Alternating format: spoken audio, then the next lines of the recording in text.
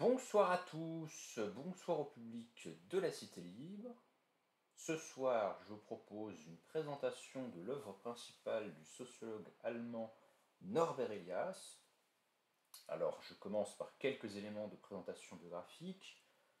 Je ne vais pas forcément aller trop loin parce que vous avez des choses sur Wikipédia. Norbert Elias est né à l'extrême fin du XIXe siècle, dans la partie orientale de l'Empire allemand, qui est actuellement dans une région de la Pologne. Je me base sur ce que raconte Wikipédia pour la partie biographique, parce que j'ai pas forcément plus de connaissances personnelles de l'auteur. Ce qui est intéressant de noter, c'est qu'il a été soldat Elias au moment de la Première Guerre mondiale, et notamment il a effectué des fonctions de médecin, d'aide infirmier plus exactement, pour blessés de guerre, ce qui l'a amené à la fin de la guerre en 1918 à commencer des études de médecine. Donc c'est intéressant comme parcours parce que pour un auteur qui va travailler dans le domaine des sciences humaines, et notamment ici dans une perspective que je qualifierais plutôt de sociologie historique, il est assez inhabituel d'avoir affaire à quelqu'un qui a débuté par des études de médecine ou de sciences naturelles plutôt que des études de philosophie ou d'humanité ou d'histoire comme ça aurait pu être le cas préalablement. Donc on a affaire à un personnage qui est assez intéressant dans le décalage ou l'écart entre sa formation initiale et sa spécialisation ultérieure. Donc il fait des études de médecine, il fait également des études de philosophie, on voit qu'il s'intéresse à différentes choses, dans plusieurs universités différentes d'Allemagne, il fait un petit peu plusieurs villes.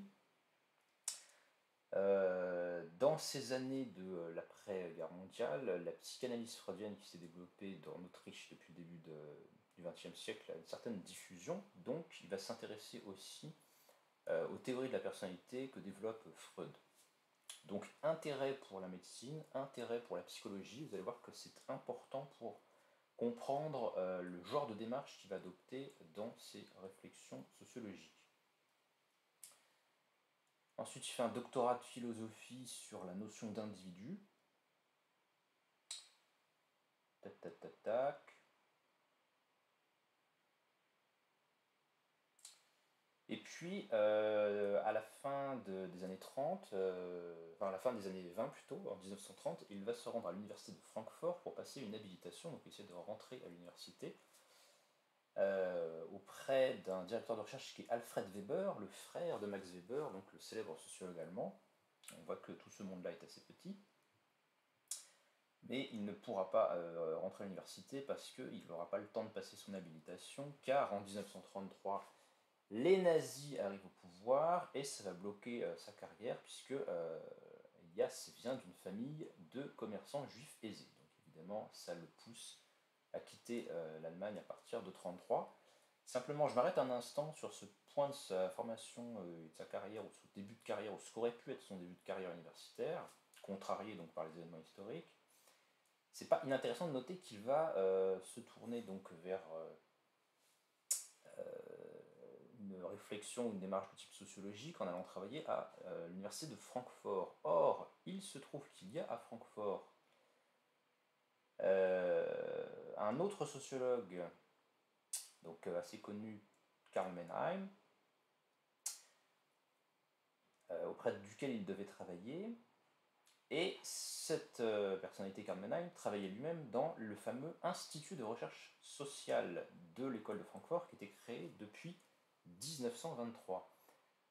Alors pour ceux qui ont peut-être un petit peu de familiarité avec les courants de pensée du XXe siècle, notamment en philosophie ou en sciences sociales, le nom de Francfort n'est pas inconnu, car il se trouvait dans cette université depuis donc 1923 eh bien, un institut de recherche en sciences sociales, et autour de cet institut de recherche en sciences sociales, un ensemble d'intellectuels qui sont passés à la postérité sous l'appellation générale d'école de Francfort. L'école de Francfort, dont les deux représentants les plus connus, mais il y en a plein, sont Theodor Adorno et Max Horkheimer, qu'on voit sur cette photographie, donc sont les fondateurs de cet institut de recherche universitaire, Il est intéressant de noter que ce sont des intellectuels engagés, puisqu'ils se réclament d'une approche marxiste, hein, c'est tout à fait revendiqué chez ces deux personnalités. Ce n'est pas forcément le cas de tous les scientifiques ou de tous les chercheurs de l'institution sociale, mais il y a quand même une assez forte coloration politique de leur recherche. Horkheimer et Adorno sont plutôt des égaliano-marxistes, mais il y a d'autres courants de pensée ou démarches potentiellement présentes. En tout cas, cet institut est transdisciplinaire, puisqu'on y trouve voilà, des économistes, des sociologues, des psychologues ou d'autres domaines de recherche, mais il y a une atmosphère intellectuelle générale qui essaie d'unifier les différentes sciences avec un intérêt marqué pour le marxisme, notamment pour l'œuvre d'un philosophe marxiste qui était un ami de Max Weber depuis le début du XXe siècle, qui est Georges Lukács, qui est un Hongrois, mais de langue de culture allemande. Lukács qui a été présent à Francfort autour des années 20, donc un petit peu avant la fondation de cet institut, semble-t-il. Et puis on y trouve voilà, un certain nombre d'autres personnalités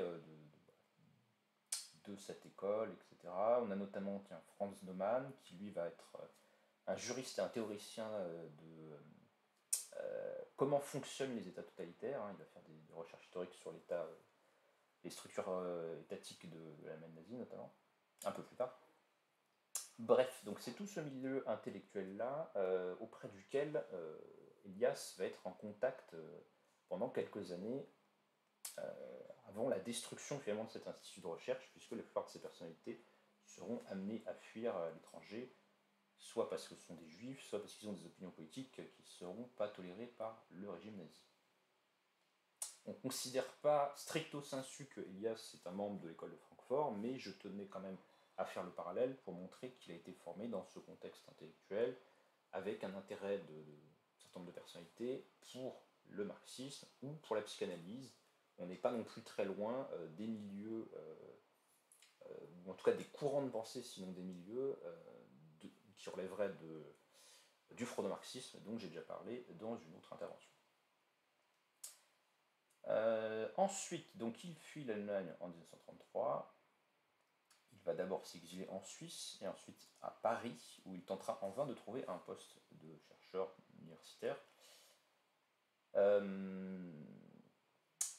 Durant son passage à Paris, il est intéressant de noter qu'il rencontrera Raymond Aron.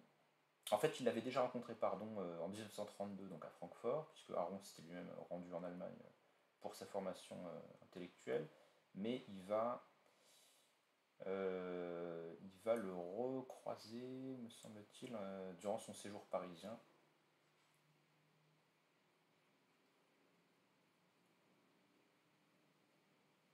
Oui, c'est ça. Ils se sont beaucoup revus, donc Norbert Elias et Raymond Aron, à l'automne 1933, après l'exil de Norbert Elias. Il me semble aussi que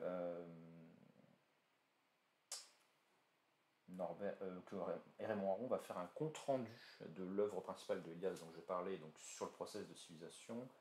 Il me semble qu'il va faire un compte-rendu de ses premières recherches dans cette période-là, mais de toute façon, ça ne va pas permettre à Elias de retrouver un poste académique. Par la suite, il va se réfugier encore plus loin, donc en Angleterre, hein, me semble-t-il. Enfin, il finit par s'établir à Londres en 1935. Et il va y rester pendant très longtemps, même s'il sera très durablement en dehors des institutions académiques, voilà, parce qu'il n'a pas trouvé les moyens de se faire réintégrer. Ça n'est qu'après la Seconde Guerre mondiale, en 1954, qu'il va obtenir un poste d'enseignant-chercheur dans une université. Et de façon générale, les incidents de parcours hein, de la vie de Elias, qui a dû vivre finalement sans faire la carrière qu'il aurait pu avoir si les circonstances politiques étaient restées normales, vont très longuement différer la réception de son œuvre. Donc c'est quelqu'un qui n'a pas eu de notoriété de son vivant, ou quasiment pas, hein, puisqu'il meurt.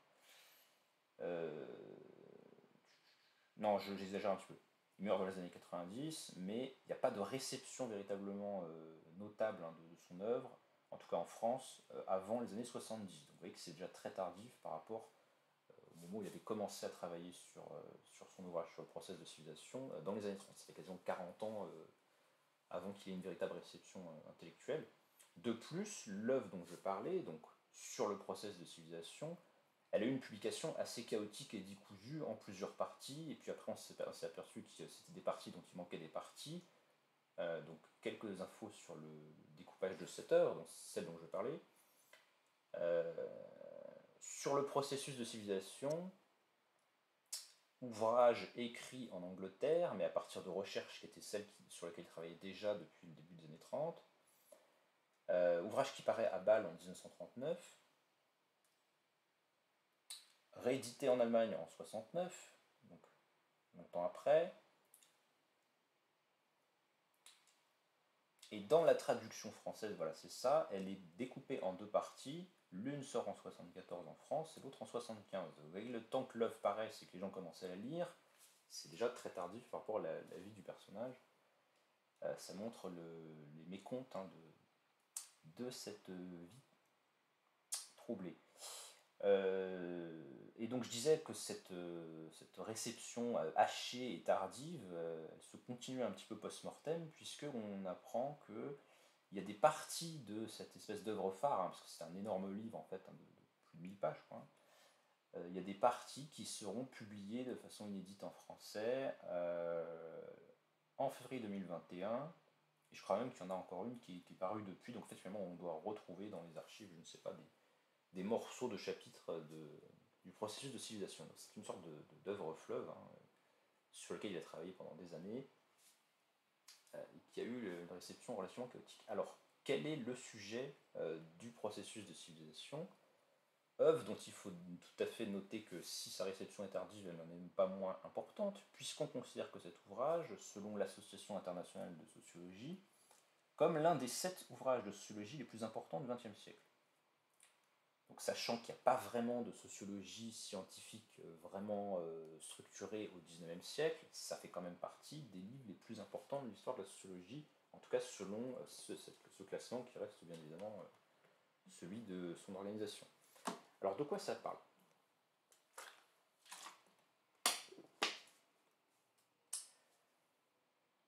Donc comme son nom l'indique, le but de Norbert Elias, c'est d'étudier le process de civilisation. Moi, je vais vous parler de la première partie dans la publication française, celle qui a été publiée en 73 ou 74, apparemment je me suis fait tromper, qui était déjà parue en langue allemande en 39, mais voilà, vous voyez la différence de datation entre la première publication allemande et la première traduction française. Donc le premier tome de la publication française de la civilisation des mœurs s'appelle justement la civilisation des mœurs. Ce qu'il faut bien comprendre dans ce titre, dans cette appellation, c'est que il ne faut pas prendre ici la notion de civilisation comme une sorte au sens, l'un des sens que peut prendre le mot en français. Il ne s'agit pas d'entendre la civilisation au sens d'une certaine ère culturelle de très grande ampleur, genre la civilisation chinoise. C'est pas ce sens-là du mot qu'il faut prendre. Il faut l'entendre véritablement comme un processus, hein, puisqu'on a un suffixe sion. Donc la civilisation des mœurs, c'est-à-dire le processus par lequel les comportements sociaux vont devenir civilisés. Vous voyez qu'il y a une dimension un petit peu normative, ou en tout cas il y a une appréciation d'un changement d'état d'ordre qualitatif dans le processus. Il y a l'idée que se produit une tendance à la civilisation des mœurs. Alors qu'est-ce qu'on entend par des mœurs civilisées? Eh bien, de façon générale, l'un des sens que peut avoir la civilisation ou le fait d'être civilisé, ça va être de vivre sous des lois de manière civilisée, c'est-à-dire pacifique, en étant un être raisonnable, qui se conduit de façon autonome, qui règle son comportement et qui vit en bonne intelligence avec ses semblables. Hein, quelque chose comme ça. Donc, finalement, l'objet de réflexion de Norbert Elias, c'est qu'est-ce qui dans le comportement, qu'est-ce qui dans le fonctionnement de la société fait que les individus tendent à être plus ou moins civilisés ou plus ou moins barbares, ou en tout cas non civilisés, si vous préférez un terme un peu moins blessant pour les oreilles. Donc ça rend la démarche ou le type de science que pratique Elias un petit peu difficile à cerner, et c'est pour ça que je vous mets en garde, non pas contre la lecture du livre, parce qu'à part le premier chapitre qui est très dur, le reste du livre se lit très bien, mais il faut bien faire attention sur le statut épistémologique de cette œuvre, parce qu'elle chevauche un petit peu les disciplines. Ce qui est compréhensible si vous avez suivi ce que j'ai dit au début sur sa formation intellectuelle, puisqu'on voit qu'il est passé par plusieurs disciplines différentes et qu'il a travaillé au départ dans un contexte assez interdisciplinaire. Donc, moi, j'aurais tendance à qualifier ça de sociologie historique, c'est-à-dire que ce sur quoi il travaille, c'est un certain type de processus social, donc quelque chose d'assez abstrait finalement, hein, comme quand un sociologue va étudier la hiérarchie sociale ou je ne sais pas, le conflit social, vous voyez, quelque chose de relativement abstrait qu'on pourrait saisir dans différents contextes, et finalement c'est pas la périodisation historique qui va l'intéresser, à la différence de l'historien qui lui travaille justement sur un objet bien découpé dans une période identifiée. Là c'est vraiment le processus social qui fait l'objet de la réflexion. Cependant, je qualifie sa démarche de sociologie historique parce que ce processus de civilisation, il ne l'observe pas par une approche empirique basée sur des observations immédiates. Ce que pourrait tout à fait faire un sociologue qui travaille sur, je ne sais pas moi, les normes de genre en France aujourd'hui dans telle partie de la France, etc. Bon, il ferait une enquête de terrain et puis à partir de ces observations, il essaierait de leur donner un sens général à partir d'une élaboration théorique. Là, c'est pas du tout ce que fait Elias, donc il ne fait pas une sociologie de terrain ou d'observation, si vous voulez. Hein. Il fait une sociologie historique, c'est-à-dire qu'il essaie de montrer les interactions entre certains éléments du fonctionnement de la société à partir d'une réflexion sur des matériaux historiques. C'est d'ailleurs pour ça que les historiens aiment beaucoup l'œuvre de Norbert Elias, parce que ça ressemble quand même beaucoup à une œuvre d'historien, même s'il ne cherche pas spécialement une périodisation très précise, et s'il n'est pas historien de formation. Donc voilà, je précise un peu ça pour cerner le type de recherche dont il s'agit. On est un peu sur une ligne de chevauchement entre sociologie et histoire. Alors si on donnait un peu des bornes chronologiques à cette partie de l'œuvre, je fais abstraction du premier chapitre parce que comme je vous l'ai dit, c'est une œuvre qui est un petit peu morcelée en parties qui ne sont pas forcément d'une cohérence absolue. Donc le premier chapitre, il a un autre objet, hein, et il est beaucoup plus dur à lire que les autres, donc je vais complètement l'ignorer. Si on regarde un petit peu le reste du premier livre, il est vrai qu'il est encore un peu brouillé par le fait que c'est pas purement linéaire, mais ça va dans le sens de ce que je disais, hein. Un historien il suivrait plus ou moins l'objet qu'il étudie avec des couches de temps successives, habituellement de façon assez chronologique, hein, même s'il y a des contre-exemples, mais globalement ça serait assez chronologique. Là chez Elias c'est un petit peu décousu, donc est-ce que ça tient plus à sa démarche sociologique ou plus au fait que c'est un manuscrit qui a été un peu malmené par les circonstances historiques? Je ne saurais dire, mais c'est pas purement linéaire en termes de datation, etc. Alors si on devait quand même donner des bornes chronologiques pour comprendre dans quelle période il va essayer d'observer ce processus de civilisation, je dirais que dans ce tome 1, on est essentiellement entre le XIIIe siècle et le XVIe, XVIIe. Donc le Moyen-Âge intermédiaire jusque l'âge classique européen avec des exemples dans différents pays, mais notamment la France et l'Allemagne. Dans les sources qu'il utilise ou qu'il mentionne, moi j'ai surtout vu ça. Alors, on va partir d'une proposition théorique qui me semble bien résumer la thèse de l'ouvrage, qui est la suivante. Il y a une interdépendance étroite entre structure sociale et structure émotionnelle. Alors, qu'est-ce que ça veut dire? J'ai dit que Elias était dans un milieu intellectuel durant sa formation qui était pas mal influencé par le marxisme. Et si vous vous souvenez de la lecture de l'idéologie allemande de Karl Marx, on trouve dans cette œuvre de Marx la proposition suivante. Ce n'est pas la conscience qui détermine l'existence sociale, mais c'est au contraire l'existence sociale qui détermine la conscience. Alors Elias, il est un peu moins déterministe que cette proposition de Marx, parce qu'elle est quand même assez unilatérale, quoi. Néanmoins, il y a quand même quelque chose de cet ordre-là dans sa proposition. Il nous parle d'une interdépendance étroite entre structure sociale et structure émotionnelle. Mais dans ce qu'il nous dit, l'accent est quand même beaucoup plus fortement mis sur le fait que les structures sociales façonnent les structures émotionnelles. Donc ça reste quand même assez marxisant, même s'il ne se réclame pas du tout de Marx de façon explicite et que Marx n'est même jamais nommé dans le bouquin à ma connaissance, mais un marxiste pourrait s'y retrouver dans ce type-là de sociologie, au sens où il va mettre en évidence la manière dont les types de sociétés, les types de structures sociales à un certain moment donné vont façonner les structures émotionnelles. Donc il s'agit d'articuler des faits objectifs, des faits sociaux et des faits psychiques, des structures psychiques ou des types de personnalités. Et c'est là où c'est intéressant de se souvenir qu'il a été donc médecin, proche enfin intéressé en tout cas par le mouvement psychanalytique. Il y a une volonté d'articuler la réflexion sur le psychisme de l'individu, parce qu'on étudie la façon de penser de quelqu'un, donc c'est toujours sur l'individu que va être mis le prisme ou l'accent. Souvenez-vous d'ailleurs que sa thèse de philosophie portait sur la notion d'individu. Mais en même temps, cet individu, c'est un individu social, c'est un individu socialisé, c'est un individu qui n'est pas considéré abstraitement, et au contraire, il est très fortement encastré dans des mécanismes sociaux qui vont le façonner dans une certaine direction. Donc ça, c'est la thèse principale. Enfin, c'est la thèse principale. Moi, il me semble que c'est une des propositions théoriques phares hein, de son œuvre, de sa démarche. Et si on voulait résumer le premier livre en une phrase, enfin, moi c'est mon avis, hein, enfin, j'estime qu'une telle proposition représente assez bien l'esprit de ce qu'il va essayer de démontrer.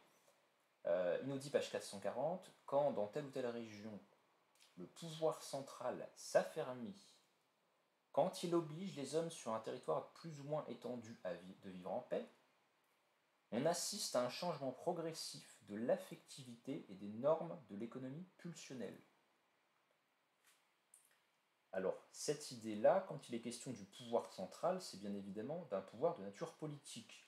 Un pouvoir qui peut imposer des lois, qui va gouverner des populations, qui va créer les conditions de la paix. Et là, ce qu'il nous dit finalement, c'est qu'il y a un processus historique, donc vous voyez que la période mentionnée n'est pas du tout choisie au hasard, hein, 13e, 17e siècle. Comment passe-t-on, en fait, de l'homme du Moyen-Âge à l'homme de la société classique, voire la société des Lumières au siècle suivant, qui sera même encore plus paisible hein, par bien des aspects. Comment passe-t-on de l'un à l'autre? En fait, la sociologie de Norbert Elias, c'est là où elle n'est pas si marxiste que ça, ou en tout cas, bon, il y a des influences qu'on pourra discuter dans quelle proportion elle ne joue pas. C'est une sociologie qui met fortement l'accent sur la capacité du pouvoir politique à exercer des effets sur le conditionnement psychique des populations. Alors ça, c'est une thèse qui est assez intéressante et paradoxale parce que dans la plupart des pensées de la philosophie politique classique, hein, chez les anciens, chez Rousseau, chez pas mal de penseurs, on mettrait au contraire plutôt l'accent sur le fait que ce sont les mœurs qui font les régimes. Hein, Platon, si vous lisez les considérations de Platon sur la décadence des régimes politiques, ben c'est un certain type d'homme qui va faire tel ou tel régime. Là, avec Elias, on a pratiquement la perspective inverse. C'est plutôt l'élaboration historique d'un certain type de régime politique, en l'occurrence des États centralisés modernes, qui s'accompagne, mais la détermination me semble quand même plus dans un certain sens que dans l'autre, hein, qui s'accompagne ou qui produit un certain type de psychologie et de raffinement et de pacification des comportements. Donc, je simplifie peut-être trop, hein, parce que vous voyez que c'est un penseur qui met quand même l'accent sur l'interdépendance, mais je trouve que l'accent est plutôt, dans sa perspective, sur le fait que le politique, ou les institutions politiques, ou la transformation des institutions politiques transforme les mœurs des populations qui vivent sous ces institutions. Et si je force peut-être un petit peu sa thèse pour la rendre plus clivante, mais si on la prend vraiment comme ça, c'est quelque chose de tout à fait inverse par rapport à la plupart des penseurs traditionnels, je pense notamment à Aristote. Aristote nous dit qu'il y a des qualités éthiques des peuples, et que les peuples, en gros, les peuples qui sont comme ceux-ci seront aptes à créer des régimes comme ceux-là. C'est la nature des peuples qui fait la nature des régimes. Bon, je simplifie un petit peu, mais il y a cette idée de qualité éthique. Alors que chez Elias, on a quelque chose de beaucoup plus mouvant et processuel, avec une plus grande affirmation du fait que les institutions sont à même de transformer les individus qu'elles régulent. Donc voilà, une sociologie historique, mais aussi une sociologie qui essaie d'articuler le social et le psychologique.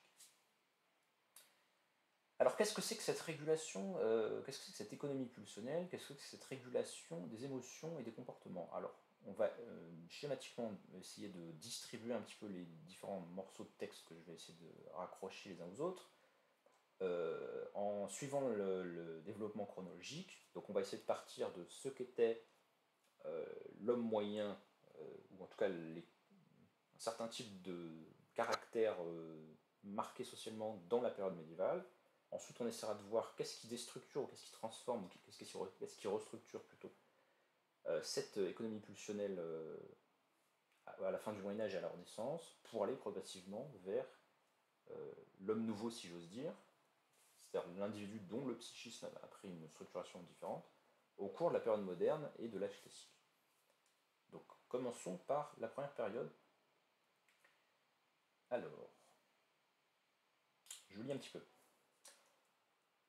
À l'exception d'une petite élite, toute la société guerrière de France se livrait, selon Luchaire, l'historien de la société française du XIIIe siècle, à la rapine, au pillage et au meurtre.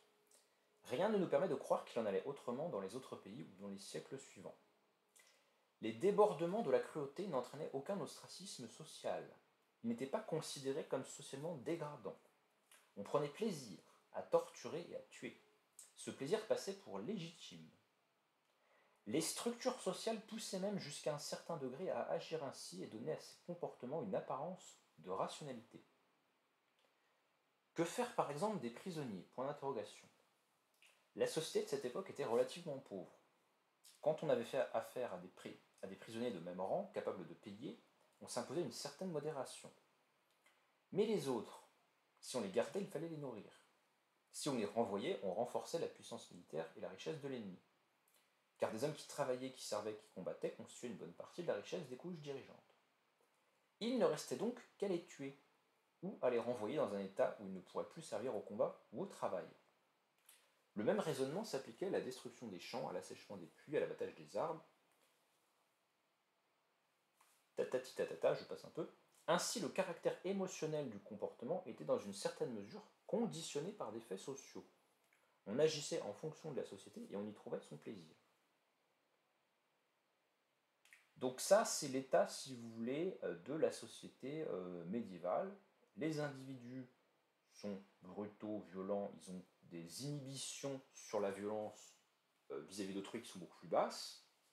Pourquoi? Alors, on va reparler de la question de l'État et de la régulation externe des comportements par la puissance publique.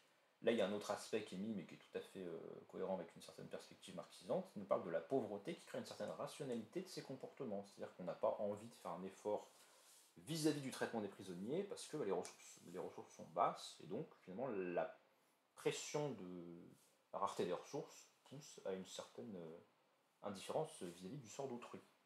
C'est plus facile d'accepter de ne pas nourrir les prisonniers quand on n'a pas grand-chose. Donc cette inhumanité, en fait, cette brutalité des rapports sociaux, elle est conditionnée par des structures sociales, et là on pourrait aussi dire par des structures socio-économiques et le niveau de développement atteint par cette société médiévale. J'avance un petit peu. Le guerrier du Moyen-Âge n'aimait pas seulement le combat, sa vie elle-même était un combat permanent. Il passait sa jeunesse à se préparer au combat. Quand il avait atteint la majorité, on le faisait chevalier et il se battait tant que ses forces lui permettaient, jusqu'à la vieillesse. Sa vie n'avait pas d'autre fonction. Sa demeure était à la fois un poste de garde, une forteresse, une base d'attaque et de défense. Quand il vivait par le plus grand des hasards dans la paix, il se donnait au moins l'illusion de la guerre. Il organisait des tournois qui se distinguaient souvent très peu de combats réels. Il y a d'ailleurs un roi de France, me semble-t-il, qui est mort durant un tournoi assez tardivement. Pour la société d'alors, la guerre était l'état normal, dit Luchaire en parlant du XIIIe siècle. Donc pourquoi est-ce que c'est l'état normal de la société? Parce qu'on a beaucoup de pouvoirs morcelés et décentralisés, avec des petits seigneurs locaux qui ont leur château, qui domine une vallée, mais dans la vallée d'à côté, il y a le seigneur voisin qui a lui-même ses quelques hommes d'armes, etc., et ainsi de suite. Et puis de temps en temps, il y a des plus grosses armées qui se baladent depuis des endroits plus éloignés, mais il y a à la fois des conflits frontaliers assez permanents, qui ne font pas forcément beaucoup de morts, mais qui se répètent, qui sont constants dans le fonctionnement de cette société.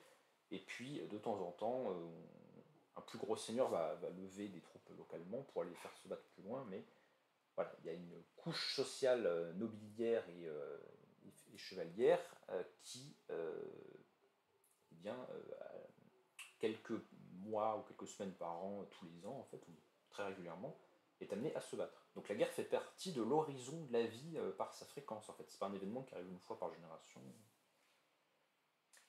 Euh, donc il y a cette violence vis-à-vis des qui est liée à morcellement des pouvoirs politiques, et on va voir aussi que c'est une violence qui est interne aux rapports sociaux à une échelle encore plus micro.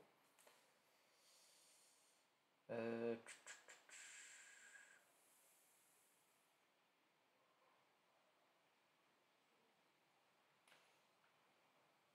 Alors, à propos des mœurs et du comportement de la couche, comment dirais-je, de cette couche nobiliaire et chevalière, il nous montre, il y a le peu de pénétration en fait, enfin, il se met l'accent sur le peu de pénétration des normes de la vie chrétienne, parce que les préceptes et les valeurs qui sont diffusées par la littérature de chevalerie, la littérature courtoise, hein, la poésie courtoise, pensée notamment au sud de la France, le monde provençal, etc. Les normes et les valeurs qui sont véhiculées sont joyeuses, tapageuses, turbulentes, un peu guerrières, etc., mais pas centrées sur les attitudes que souhaiterait avoir l'Église, à savoir la pensée de la mort et de son aboutissement, c'est-à-dire l'au-delà. Il nous cite un manuel de courtoisie du Moyen-Âge dont la devise est Nul courtois ne doit blâmer joie, mais toujours joie aimée. Ce précepte de courtoisie se trouve dans un roman du début du XIIIe siècle. Un peu plus loin, l'auteur affirme Jeune homme doit être bien gai et mener joyeuse vie. Il ne convient pas à jeune homme qu'il soit morne et pensif. L'homme chevaleresque s'oppose aussi ici au clerc, qui était sans doute plus souvent morne et pensif. Donc, un certain type d'attitude sociale qu'il est bon d'avoir pour être un chevalier, et donc potentiellement un futur noble, hein, parce que penser à toute cette aristocratie qui se dessine, il faut bien la remplacer, donc il y a des gens qui étaient chevaliers qui vont devenir seigneurs, etc. Enfin bon, dans ce Moyen-Âge intermédiaire, la noblesse n'est pas encore un groupe social aussi fermé qu'elle le sera plus tardivement. Donc elle diffuse ses propres valeurs, et ces valeurs sont reflétées aussi par une certaine littérature des troubadours, de la poésie courtoise.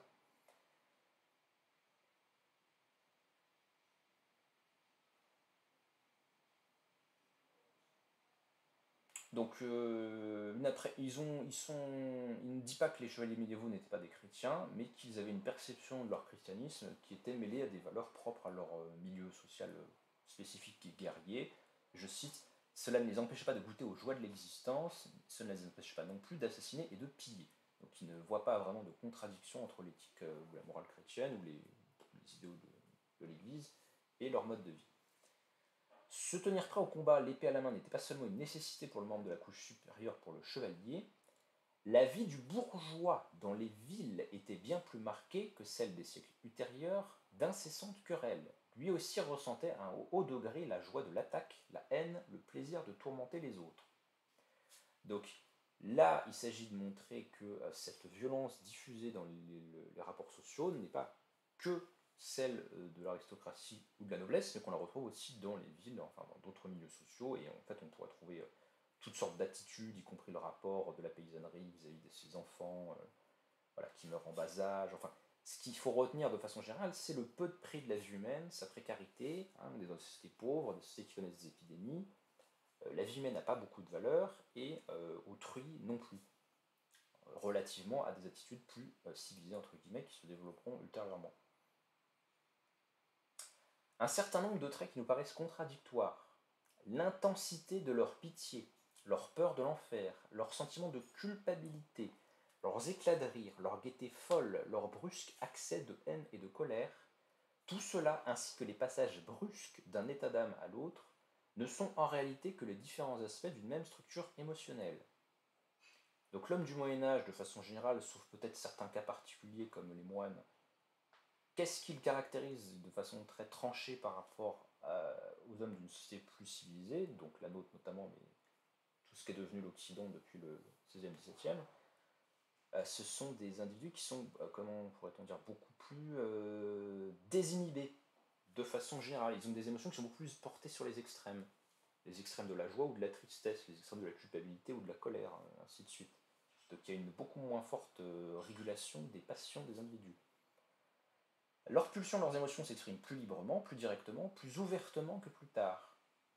Seuls les hommes de notre espèce habitués à une vie infiniment plus feutrée, plus calme, plus calculée, chez lesquels les tabous les tabous ont bien plus qu'autrefois un caractère d'autocontrainte et font partie de la structure même de l'économie pulsionnelle, sont portés à voir dans la violence déchaînée de cette pitié, de cette agressivité, de cette cruauté, une contradiction.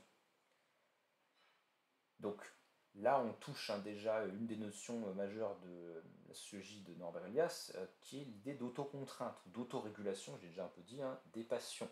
L'idée que, selon le type de structure sociale dans une société donnée, les comportements des individus vont être plus ou moins marqués par une autocontrainte, ou au contraire par une absence d'autocontrainte, qui pourra éventuellement être compensée par des formes de contraintes externes du style faut vraiment obéir à la loi parce que si tu n'obéis pas, c'est la peine de mort. Mais et voilà, est-ce que les contraintes externes sont vraiment aussi efficaces que les contraintes internes voilà. Surtout quand les pouvoirs médiévaux n'ont pas forcément un contrôle de la société comparable à un État moderne, vous vous en doutez bien. La religion, la croyance dans la toute-puissance d'un Dieu qui récompense et qui châtie n'ont jamais par elles-mêmes eu un effet civilisateur ou modérateur de l'affectivité. Donc là, on a une thèse forte sur le caractère non efficace de la religion comme élément véritablement pacificateur des comportements, parce que les hommes du Moyen-Âge étaient vraiment très très chrétiens et beaucoup plus que nous, et d'ailleurs ils avaient une peur de l'enfer ou des états de, je ne sais pas, de mysticisme ou d'extatisme et de superstition qui étaient beaucoup plus intenses et beaucoup plus vécus avec conviction que d'autres types de groupes religieux d'époque moderne, mais ça ne les empêchait pas d'être très violents ou de modérer leur comportement, au contraire, ça se combinait. C'est ça qu'il tient à souligner. Donc la religion est toujours aussi civilisée que la société, que la couche sociale qui la pratique. Très intéressante remarque. La religion n'est pas un facteur qui viendrait en quelque sorte se superposer aux attitudes des individus. Elle est elle-même fonction du degré de civilisation de la société. Donc elle est de l'ordre de ce qui est déterminé plutôt que de ce qui est déterminant. Donc là j'ai pas mal parlé déjà de nos médiévaux. Qu'est-ce qu'on a d'autre un peu encore que j'aurais pas dit? Enfin bon, je pense que vous avez à peu près compris l'idée.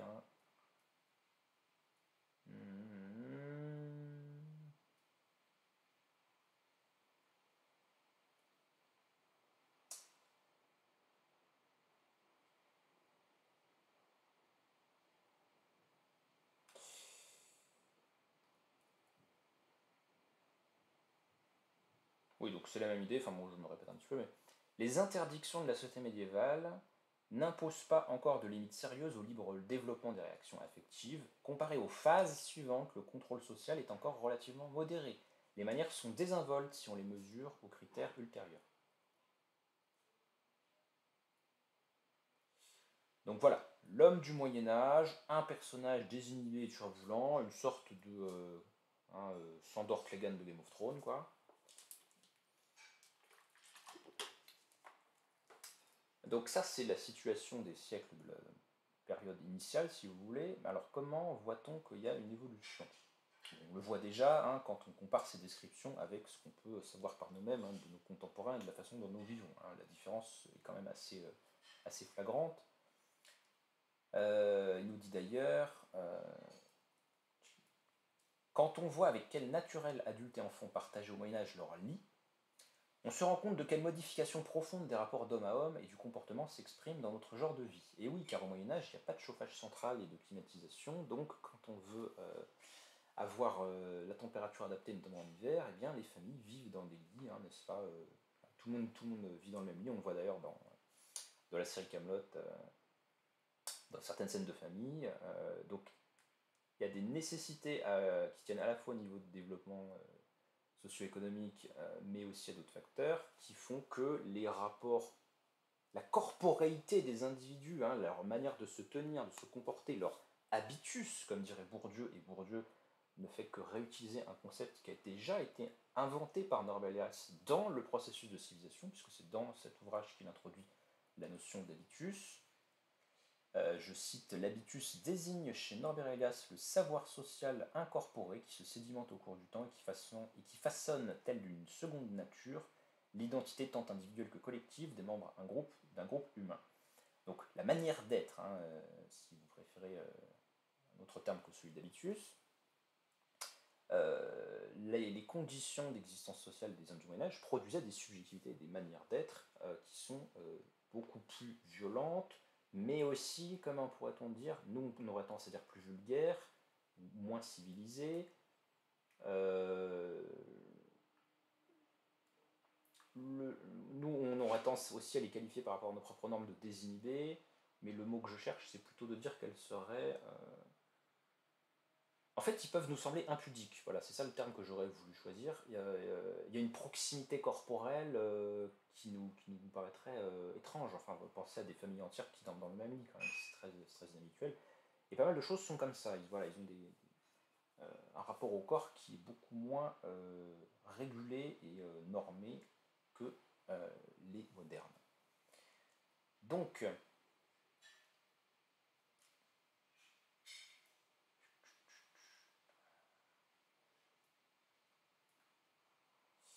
ce que va étudier Elias, finalement, c'est le processus par lequel on va passer de la première type de société décrite avec ce que j'ai dit comme faible régulation du comportement et grande promiscuité corporelle, physique, etc., à une société beaucoup plus disciplinée.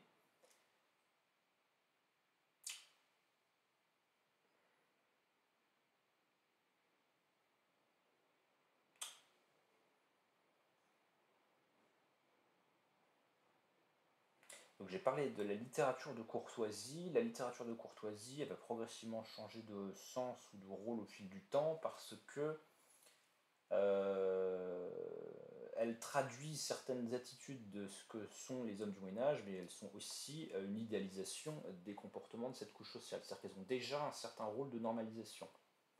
Le chevalier tel que nous le décrit certains romans de chevalerie est beaucoup plus noble, voilà, c'est le protecteur de la veuve et de l'orphelin, il a des vertus chrétiennes, il se tient bien, etc.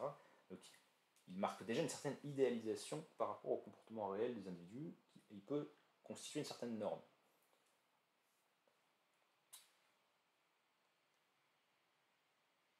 Mais c'est pas suffisant et c'est pas décisif. Ce qui va être décisif, ça va être ce que Norvalias va appeler le processus de curialisation. Alors c'est un mot un peu barbare, mais ça désigne la création de cours, au sens de cour féodal, c'est-à-dire l'entourage d'un prince. Donc, ce qui va se passer, c'est que progressivement, durant les siècles suivants, il va y avoir une concentration des pouvoirs aux mains de puissances princières qui ont des ressources sociales, de l'argent, voilà, du prestige, des bâtiments, etc., de façon croissante, et un déclin de cette féodalité morcelée en plein de petits souverains locaux, etc. Donc, ces cours vont être en mesure de concentrer finalement des richesses et c'est une certaine hiérarchie politique qui vont aboutir à une redéfinition des normes de comportement acceptables. En fait, vous ne pouvez pas être aussi violent en présence du roi ou d'un prince que vous le seriez avec votre famille parce que finalement vous faites ce que vous voulez chez vous ou sur votre territoire féodal. Et c'est cette transformation des mœurs des couches supérieures qui va progressivement se diffuser dans les couches inférieures, puisqu'il nous dit les normes nouvelles se répandirent parmi les couches inférieures à partir de la couche dirigeante. Donc il faut d'abord étudier comment la couche dirigeante s'est transformée entre le XIIIe et le XVIe, XVIIe siècle.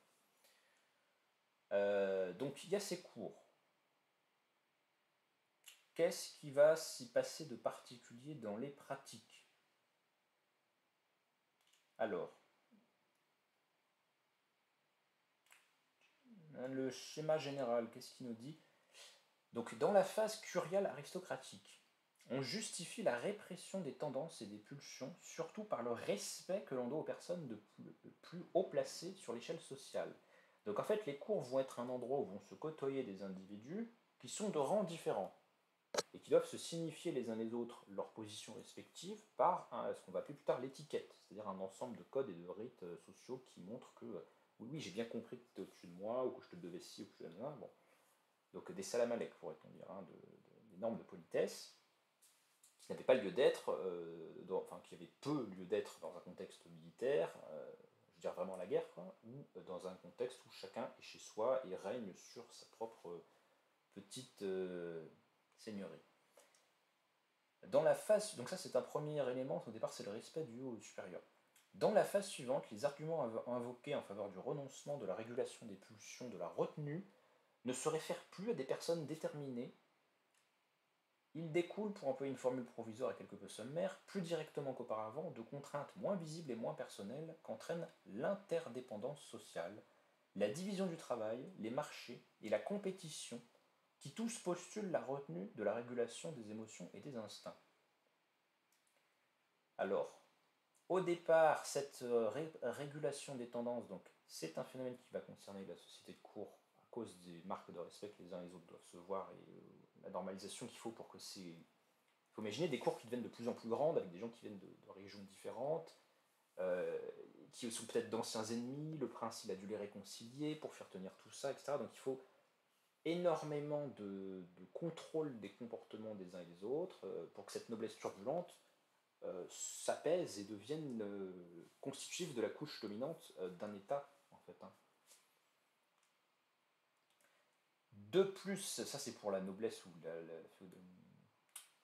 les, comment dirais-je, les couches aristocratiques, mais il nous dit que les comportements liés à l'interdépendance sociale, la division du travail au marché, postulent aussi une régulation des instincts et des émotions.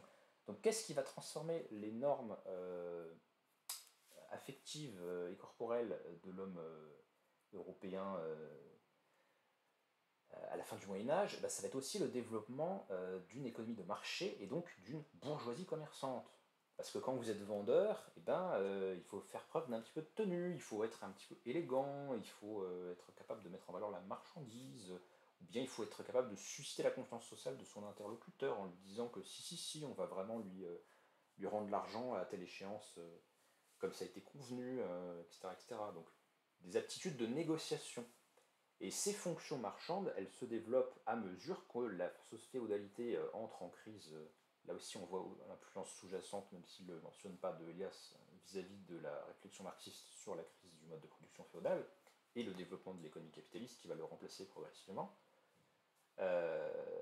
Ces nouvelles structures économiques vont exiger des personnalités sociales et des fonctions sociales différentes, et donc on va avoir une bourgeoisie marchande qui se développe notamment dans les villes, et qui va commencer à contrarier ou à contredire les attitudes précédentes que pouvaient avoir les individus dans un monde plus archaïque, paysan, voilà, avec une paysannerie et son seigneur. Bon.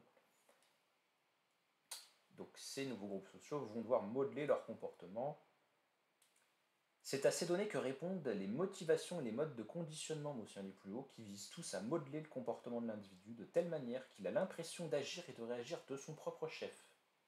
Donc, on passe d'une régulation externe par la menace de s'en prendre une de la part de celui qui est plus fort physiquement dans le coin à une autorégulation des comportements pour pouvoir vivre dans un milieu qui va s'urbaniser, qui va exiger voilà, de la subtilité, rencontrer des gens potentiellement différents avec lesquels on n'a pas de relation de parenté immédiate, donc il faut créer de la confiance par des attitudes de déférence, de modération. Ce schéma s'applique à la régulation et à la répression des pulsions indispensables à l'exécution du travail. Il s'applique à la mise en forme de la société bourgeoise industrielle tout entière. Donc plus on va aller vers l'âge de la révolution industrielle et l'âge moderne, et même, prenons un exemple caricatural, l'âge victorien, plus il va falloir que les individus soient travaillés par ces processus qui vont leur permettre d'être subordonnés, disciplinés, etc. pour la production et la vie sociale avec un nombre de gens de plus en plus important. Quelques marqueurs un peu concrets de là je décris un peu certaines des forces qui vont sous-tendre ce processus de civilisation, mais à quoi le voit-on concrètement la civilisation des comportements? Alors quelques exemples amusants. Norbert Elias nous parle par exemple de l'apparition à la fin du Moyen-Âge de la fourchette. Et oui. Alors je lis La fourchette sert surtout à prendre des plats, à prendre des mets dans le plat commun. Donc la fourchette est une technologie individualisante. Hein, avant, il y avait le plat commun où tout le monde se sert autour de la table, et puis après, chacun va avoir sa fourchette pour prendre son aliment, mais même potentiellement une étape supérieure, sa propre assiette. Et puis sa propre partie de la table, où on est, etc. Donc, elle a introduit une certaine médiation, on ne se sert pas directement, on n'exprime pas aussi avidement son appétit de la nourriture quand on la saisit directement que quand on la médiatise par la fourchette. Donc ça peut donner l'impression de ne servir à rien, effectivement, d'une certaine façon ça sert à rien, ou même c'est une contrainte, mais en fait ça sert à ralentir le processus sur lequel on se jette sur la bouffe en fait. Il nous dit le riche trésor de Charles V comporte une douzaine de fourchettes. Donc j'ai plus les dates exactes en tête, je crois qu'on est autour du 14e. Charles V c'est évidemment un roi de France. On nous dit il est riche parce qu'il a une douzaine de fourchettes, ce qui vous prouve qu'au début cet objet doit être fait dans des matériaux relativement chers bien évidemment, mais c'est surtout un objet dont l'utilité n'existe pas pour la plupart de la société. La plupart des gens n'utilisent pas des fourchettes, c'est quelque chose qui va commencer à apparaître dans les milieux princiers, dans les cours les plus puissantes. À partir du XVIe siècle, la fourchette s'implanta, venant d'Italie, d'abord en France, puis en Angleterre et en Allemagne, au moins dans les couches sociales supérieures. Henri III en importa l'usage en France, probablement de Venise. On se moquait de ces courtisans et de leur manière affectée de se tenir à table. Il est fort probable qu'au début ils étaient peu habitués au nouvel instrument. Les gens racontaient en effet que la moitié de la nourriture tombait de la fourchette entre le plat et la bouche. Ce que nous considérons comme une coutume naturelle parce que nous y sommes habitués et conditionnés depuis notre plus tendre enfance, ne fut accepté et acclimaté que lentement et péniblement par la société. Donc, nous, ça nous paraît évident et normal d'utiliser des fourchettes. On a toujours vu des humains utiliser des fourchettes. Enfin, je pense pour les gens qui sont dans l'ère culturelle moderne occidentale. Hein. Mais en fait, pas du tout. C'est quelque chose de nouveau et c'est quelque chose qui n'est pas instinctif ou facile d'utilisation et qui n'a pas d'utilité sociale en fait, ou à première vue, enfin, qui répond pas à un besoin de fabriquer quelque chose ou d'avoir une facilité d'usage de quelque chose, mais qui est l'expression d'une volonté sociale de distinction justement. Hein. On se tient d'une certaine façon qui va médiatiser, pacifier les interactions. Il fait des remarques comparables, me semble-t-il, sur la disparition du couteau en Chine. Alors, je cherche le passage. Ah, je sais que c'est par là.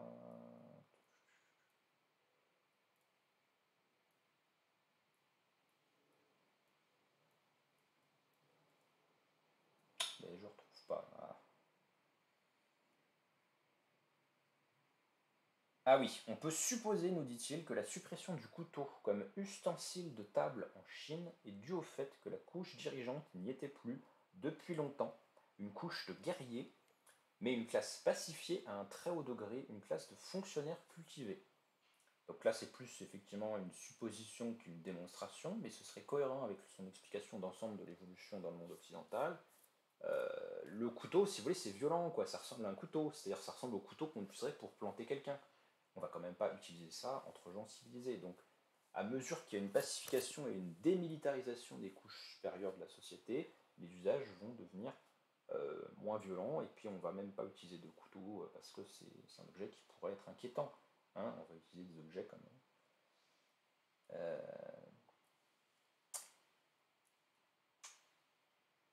comme des baguettes. Donc on a l'apparition de la fourchette, un autre élément du même style.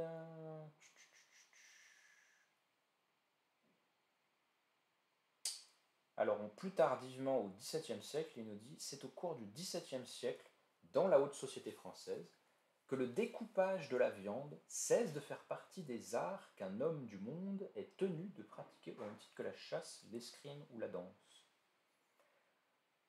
Donc disparition aussi progressivement du fait de couper soi-même sa nourriture. Vous voyez, ça va être considéré quelque chose de sale, comme quelque chose d'indigne. Voilà, c'est lié à des fluides, c'est lié à... Bon.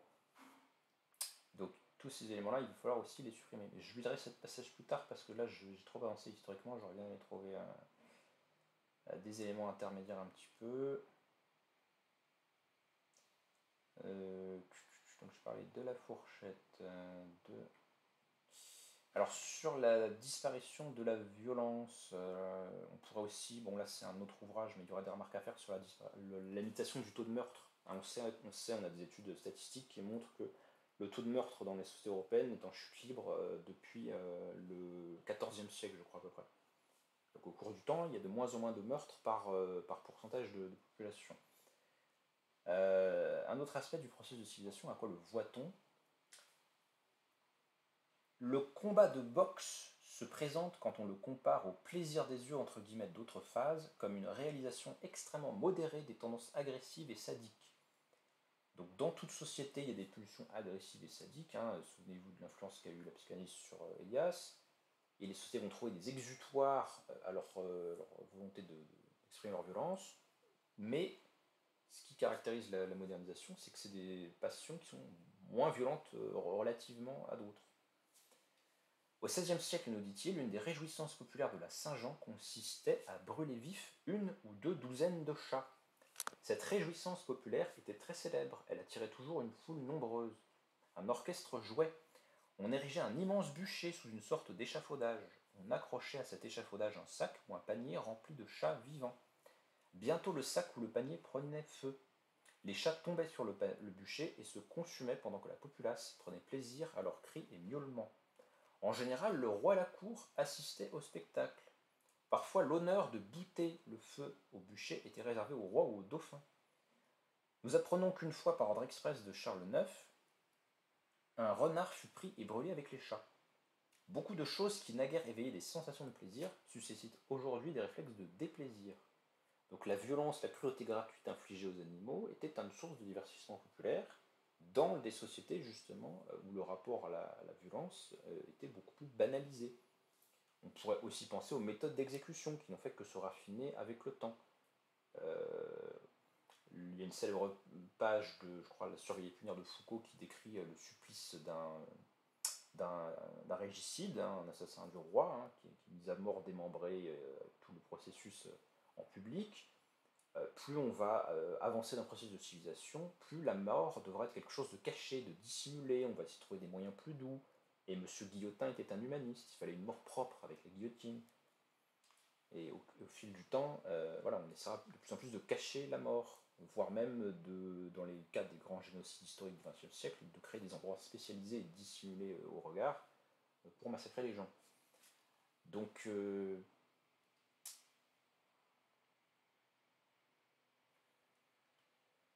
tout ce qui va être lié effectivement à cette violence éminemment corporelle va tendre à être refoulé et inacceptable à mesure que le processus de pacification des comportements se développe.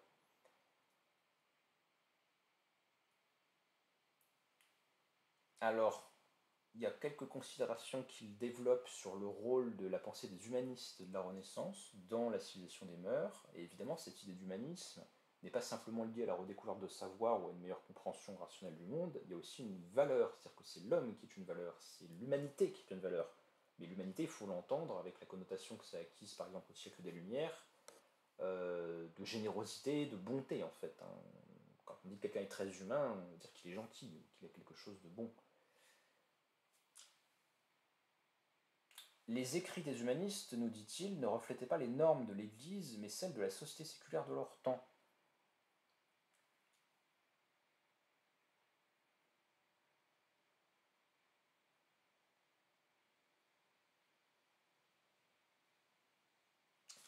Tac, tac, tac, tac, tac.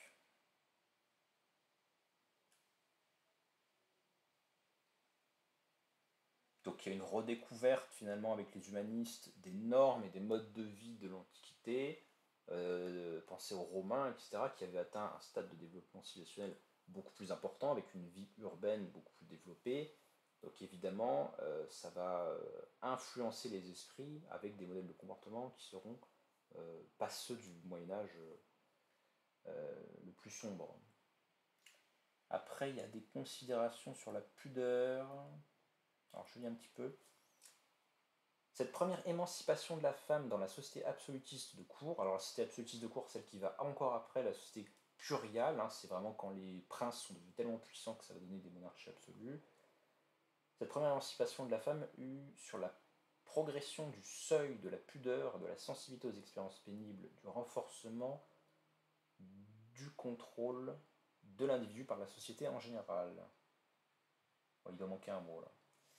De même que tout gain de puissance, que toute attention de groupes sociaux rendait nécessaire une nouvelle réglementation de la vie pulsionnelle et un renforcement de la répression sur une ligne moyenne, s'établissant à mi-chemin entre les restrictions de la couche dirigeante et celles imposées à la couche assujettie, de même le renforcement de la position sociale de la femme entraîna-t-il, pour employer une forme quelque peu schématique, un relâchement des restrictions pulsionnelles imposées aux femmes et une aggravation de celles imposées aux hommes. De fait, il en résulta pour l'homme autant que pour la femme un resserrement de l'autocontrôle affectif dans leurs relations réciproques. Donc là, ça nous dit qu'à mesure que l'égalisation des rapports de sexe se fait dans la modernité, les normes qui pèsent sur l'homme, notamment vis-à-vis des femmes, vont augmenter, tandis que celles des femmes vont baisser par rapport à celles qu'elles auraient été dans une phase antérieure du processus.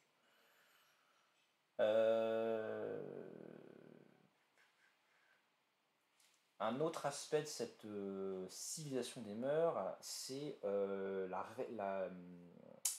comment dirais-je,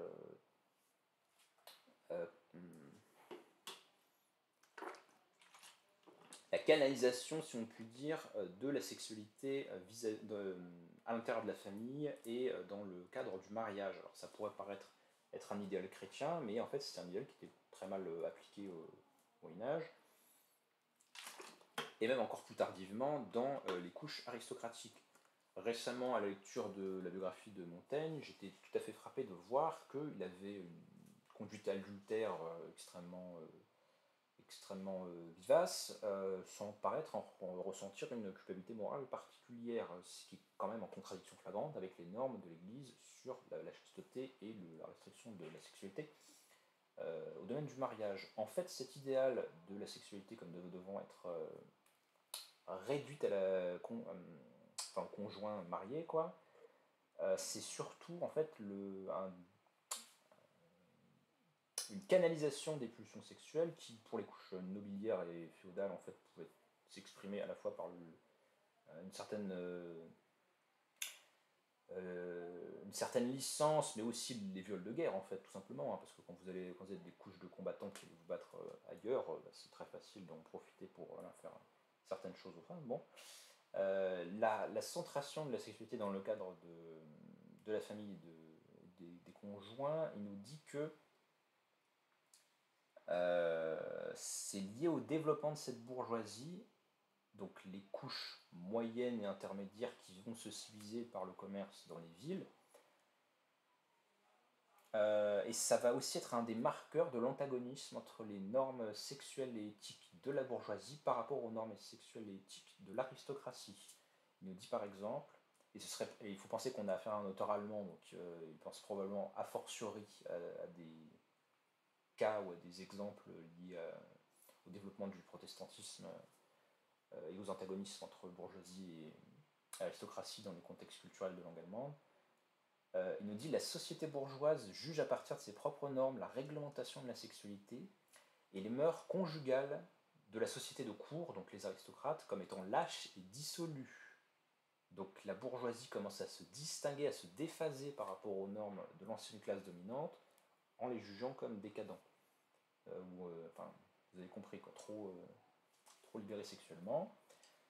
L'opinion sociale bourgeoise condamne rigoureusement les rapports extra-conjugaux, quels qu'ils soient.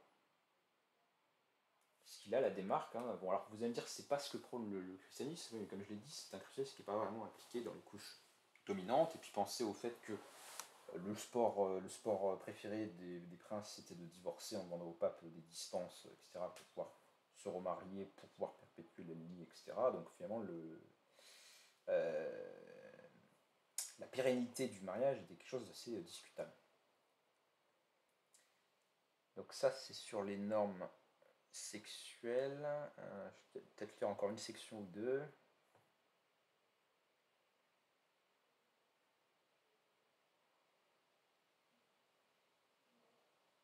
Donc Donc si on descend, si on va vers la fin de la période, hein, donc 16e, 17e siècle, quand les différents éléments sociaux qui déterminent la nouvelle régulation pulsionnelle sont bien mis en place, eh bien on assiste à des transformations de la sensibilité qui se manifestent par exemple. Ta, ta, ta.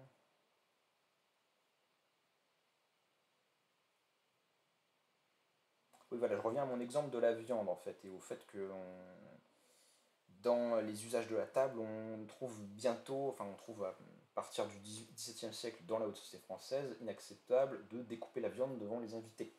Ce qui était parfaitement normal avant. Hein. Souvenez-vous par exemple de cette scène dans, je crois que c'est la saison 3 de Game of Thrones, où le père de James Lannister est en train de découper un cerf vivant de ses propres mains. C'est parfaitement normal de faire ça en fait. Enfin, il n'est pas vivant, il est mort, mais voilà, il lui retire la peau avec son couteau. Euh, beaucoup de facteurs qui ont contribué, beaucoup de facteurs ont contribué à mettre un terme à l'usage de découper l'animal sur la table. Le plus important ayant sans doute été le rétrécissement des ménages. Donc là aussi, pensez aux transformations de la démographie qui interviennent plus tardivement, hein, mais il va y avoir la transition démographique et le rétrécissement des ménages. On va faire moins d'enfants, mais il y en a plus qui vont survivre, etc. La création d'unités familiales moins importantes. Donc là aussi, c'est lié au passage d'une société très collectiviste à une société beaucoup plus individualiste, où les individus vont faire leurs propres choix, aller vivre ailleurs chez eux, ils auront les moyens d'avoir leur propre maison, la société se sera enrichie, donc ils pourront vivre indépendamment des générations précédentes, donc des unités familiales plus réduites. Citons aussi la division des tâches en production et transformation. Le ménage ne s'occupant plus de travaux spécialisés tels que tisser, filer et abattre le bétail. Toutes ces occupations passent aux mains de spécialistes, d'artisans, de commerçants, de fabricants. Le ménage devenant peu à peu une unité de consommation. Donc, à mesure qu'on va vers l'époque moderne, la division du travail s'étend, les marchés s'étendent, les interactions économiques sont beaucoup plus développées, la spécialisation se déploie, elle sera encore plus forte après la destruction des corporations et des interdits d'Ancien Régime, si bien que les individus peuvent plus facilement faire certaines activités et pas d'autres, et puis échanger en se spécialisant. Enfin, vous connaissez Adam Smith, quoi. Ça a quoi comme influence sur les mœurs? Eh ben, vous avez moins la tâche pour être un ménage autosuffisant individuel de faire toutes les activités en même temps, y compris celles qui sont salissantes ou désagréables ou manuelles. Hein, voilà, on va pouvoir sous-traiter si vous voulez. Donc ça va aussi permettre d'aller vers toute cette espèce d'épuration, de dépouillement, d'hygiénisation, pourrait-on dire, hein, des rapports de vie quotidienne dans les ménages, dans la vie des individus. Vous n'allez plus laver votre linge, il y aura des gens spécialisés, des lavandières, etc., qui vont être payés pour le faire, et puis à un moment donné, on inventera des machines qui le feront à notre place, etc. Donc voilà, toutes ces salissures, toutes ces activités manuelles, elles vont progressivement tendre à disparaître. Évidemment, ça disparaît d'abord dans les couches privilégiées qui ont les moyens de s'en débarrasser, qui ont l'argent notamment. Là encore, l'évolution du processus social répond à une évolution psychique. Alors moi j'aurais formulé la phrase, parce que je pense qu'il y a quand même plutôt cet accent-là déterministe dans la réflexion d'Elias. Hein, le processus social amène à une évolution psychique. Beaucoup d'individus se sentiraient de nos jours mal à l'aise s'ils devaient découper, ou si d'autres découpaient sur la table des moitiés de veau ou de porc, ou des faisans ornés de leurs plumes. Hein, c'est tout à fait vrai, ça mettrait la plupart des gens mal à l'aise, mais pas un homme du Moyen-Âge. Pourquoi? Eh bien parce que tout ce polissement, ce raffinement, cet adoucissement des mœurs, hein, qu'on voit dans plein de domaines, pensez à l'abolition de la peine de mort, qui commence à être réclamée au siècle des Lumières et qui est obtenue en France au XXe siècle, mais c'est un trait parmi d'autres. Hein, pensez au traitement des enfants, au sort social des groupes dominés, des femmes, etc. Tout ce processus d'adoucissement de la société est un processus de très longue durée et qui n'est pas terminé, car nous dit, ou en tout cas qui peut se poursuivre, hein, sous réserve que les mêmes causes entraînent les mêmes effets, car, une dernière remarque, et j'en arrêterai là, Elias, dans son ouvrage, donc rappelons qu'il paraît en 1939, nous dit « Il existe même des gens si délicats, entre guillemets, que l'étalage d'un boucher et le corps d'animaux morts leur est pénible. Il en est d'autres qui refusent, pour des raisons de sensibilité rationalisée, de consommer de la viande. » L'expression est très intéressante. Sensibiliser, rationaliser, ça veut dire que d'abord ça nous est insupportable, ça devient insupportable pour certaines personnes à cause du processus d'adoucissement des mœurs, mais ensuite rationaliser, c'est-à-dire qu'on va chercher aussi des raisons. C'est-à-dire que ce que je ressens est intolérable, mais pourquoi je ne peux pas supporter qu'on mange de la viande? Bon, on va vouloir justifier ce qu'on ressent. Mais il s'agit là d'un déplacement du seuil de la sensibilité, dépassant nettement les normes de la société civilisée du XXe siècle, qu'on considère pour cette raison comme anormale, entre guillemets. Et alors là, la remarque, elle est géniale, parce que c'est un livre paru en 1939, il nous dit, on commence à voir des gens qui trouvent insupportable le fait même de manger de la viande. Bon, c'est quand même anormal, c'est pas répandu quand même très nettement dans la suite du XXe siècle. Mais ça commence à arriver, alors que dans les siècles passés, c'était impensable. Et ça, c'est très intéressant, parce que nous, on a le recul historique pour méditer la continuation du processus de civilisation analysé par Elias. On voit bien que dans la société française de nos jours, il y a un mouvement vegan qui refuse la consommation de viande, qui la conteste sur le plan philosophique et moral avec des arguments éthiques. Elias nous dirait, ça n'est pas parce que ils ont bien réfléchi philosophiquement qu'ils en sont venus à éprouver cette attitude de rejet de la viande, c'est plutôt parce que ça nous est de plus en plus insupportable voilà, la violence, la souffrance, la mise à mort, la matérialité du corps mort de l'animal, etc., que les individus cherchent des justifications de ce qu'ils ressentent, ou cherchent à prouver qu'il y a une raison derrière cette intolérance croissante. Et on pourrait faire des remarques du même type sur plein de choses, hein, sur les seuils d'acceptation du risque aussi, sur le degré de contrôle, de maîtrise ou de contrôle que veulent obtenir les individus. Je donne une anecdote personnelle, mais moi qui m'a beaucoup marqué. Il y avait, si vous voulez, dans un parc public où j'ai beaucoup joué étant enfant, une toile d'acrobranche. Je ne sais pas si vous voyez ce que c'est, mais c'est une structure voilà, qui permet aux enfants de grimper en se s'aidant voilà, de cordage et de ce dont est composée la structure pour simplement se déplacer un peu en hauteur, eh bien, elle a été complètement rechangée par une nouvelle version de la même installation, mais beaucoup plus basse, beaucoup plus petite, hein, avec un sol bien rembourré, un peu rebondissant en dessous, etc., etc., parce qu'il ne faudrait pas qu'un enfant se blesse. Bon, et puis dans 50 ans, on mettra du plat, vous voyez, parce que ce sera encore trop haut, quoi. Euh, j'avoue que je trouvais ça assez étonnant, parce que je n'ai aucun souvenir de m'être fait mal en jouant là-dessus, ou même d'avoir vu d'autres enfants qui se seraient vraiment fait mal avec cette installation, mais le degré de prudence, de soin, d'attention, d'intolérance à la souffrance est devenu encore plus élevé.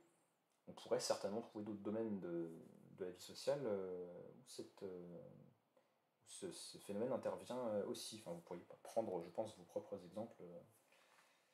Donc voilà, c'est ce raffinement avec ses bons et ses mauvais côtés. Il y aurait des développements à faire avec la pensée de Nietzsche, qui a aussi des considérations très compatibles avec la vision de Elias, qui serait intéressante de déployer, mais je ferai peut-être ça une autre fois. C'est tout ce processus de civilisation dont Elias nous retrace finalement la genèse. Je vous ai évidemment parlé que d'une fraction du livre, hein, parce que c'est un gros livre de plus de 400 pages, 500 pages même. Donc voilà, n'hésitez pas à le feuilleter à l'occasion, hein, c'est une lecture assez facile, même si elle est un petit peu décousue. Et puis je pense qu'il faut vraiment en retenir une bonne démonstration finalement de certaines intuitions de la sociologie de Marx ou d'autres auteurs qui ont pu influencer Elias, notamment Max Weber aussi, sur l'éthique hein, et sur le développement de la bourgeoisie, de sa morale spécifique. Voilà, on sent qu'il y a plusieurs influences sous-jacentes. Je pense que c'est intéressant pour mettre en évidence la détermination du psychique par le social, le fait que finalement, non, l'être humain n'a pas toujours pensé la même chose, non, les structures psychiques des individus n'ont pas toujours été les mêmes, elles sont façonnées par les conditions d'existence des individus, notamment les rapports socio-économiques, mais aussi les contraintes politiques qui s'exercent sur eux, l'existence de la paix ou de l'absence de paix dans la société. Tous ces facteurs-là façonnent des psychologies, et c'est intéressant de voir qu'il y a beaucoup plus conscience de cette détermination de la psychologie de l'individu par le social, que ça ne pourrait être le cas d'auteurs plus classiques qui, au contraire, essaieraient d'expliquer les types de sociétés ou les types de régimes à partir d'une appréciation souvent un peu naturalisante ou fixiste du caractère ou de l'âme des peuples, ou de voilà, la qualité éthique des peuples, comme dit Aristote, même si c'est une notion que je trouve assez douteuse et potentiellement essentialiste. Voilà, j'espère que ça vous a intéressé. N'hésitez pas à me poser vos questions. Il y aura peut-être une prochaine vidéo quand j'aurai lu le deuxième tome du livre, qui est beaucoup plus centré sur les institutions politiques et leur rôle dans le processus qui a été décrit. Je vous remercie.